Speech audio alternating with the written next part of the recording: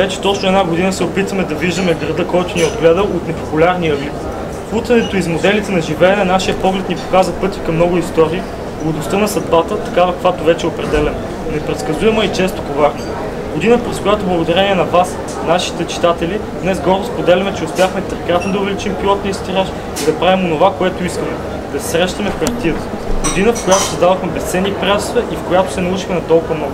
Година, за която благодарим на вас.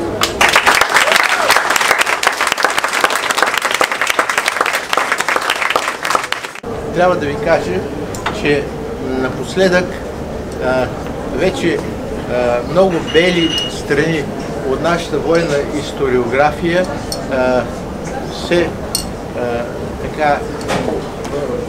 съобщават, казва се истината за тях, както например това, което в тези времена, това е горе-долу 73 години преди този ден, аз бех на възраст горе-долу като вас, 18-19 годишен.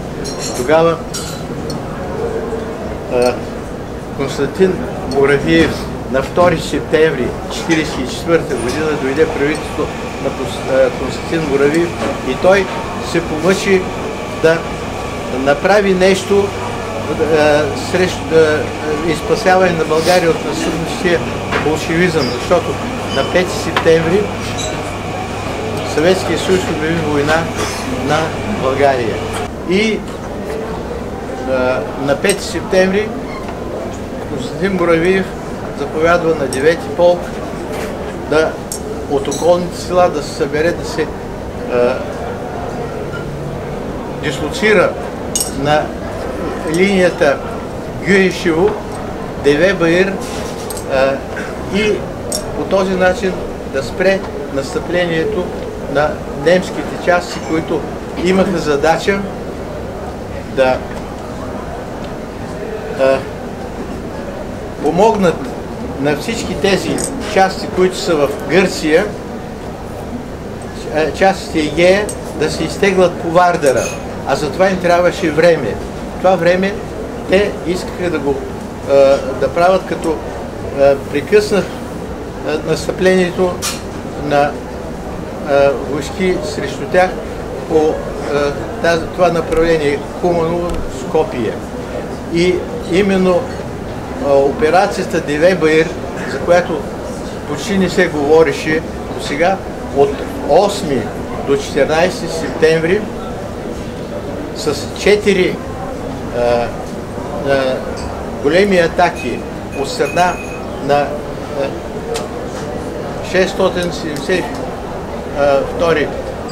гренадирски полк от дивизията Принц Ойген, а през това време разбитите части от нашата 5-та армия, която беше в Македония, се изтеглят в страната. Тогава 9-ти полк единствен удържа позициите и именно днеска, това беше не 8, на 8, на Деве-Баир, ние бехме заедно по инициатива на Военното министерство и на министра на отбраната. Там се състоя тържествено честване именно на тези боеве, които не се споменаваха, защото заповедта е дадена от така нареченото фашистско правителство на Константин Муравиев преди 9 септември, а не от Отечествения фронт. Няма го също така наречен институт на помощник командирите, за който се казваше, че вдъхновява, нали, а фактически това беше партийна линия. Така или иначе, младежи, това, което е направено с тази книга, е един чудесен принос на 130 годишнината, защото това беше 130 години от основаването на 9-ти полк.